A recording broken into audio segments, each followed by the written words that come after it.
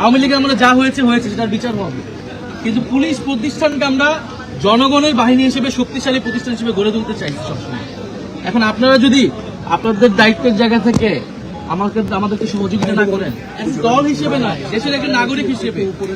বাংলাদেশের রাজনীতি দেখে মাঝে মাঝে খুবই অবাক লাগে। প্রতিটা বড় রাজনৈতিক দল তাদের ইতিহাস কিভাবে ভুলে যায়। বেশি দিন হয়নি যে দলের সর্বোচ্চ নেতার গাড়িভর আটকে দিত অন্যান্য দলের রাজনৈতিক কর্মীরা বা বলা যায় গুন্ডা পান্ডারা, সেই দল আজ ক্ষমতায় আসার পরে তাদের বিরোধী দলের সাথে সেই একই আচরণ করতেছে। আসলে আমাদের দুর্ভাগ্য, আমাদের দেশের রাজনৈতিক দলের লোকেরা ইতিহাস থেকে শিক্ষা নেয় না।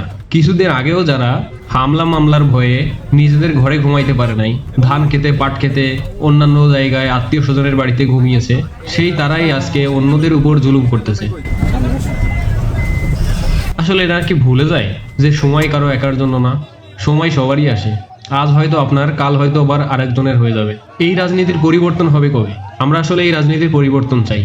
রাজনীতি তো সুষ্ঠুভাবেও করা যায়, সুন্দরভাবেও করা যায়, কিন্তু বাংলাদেশের রাজনীতি এমন কেন?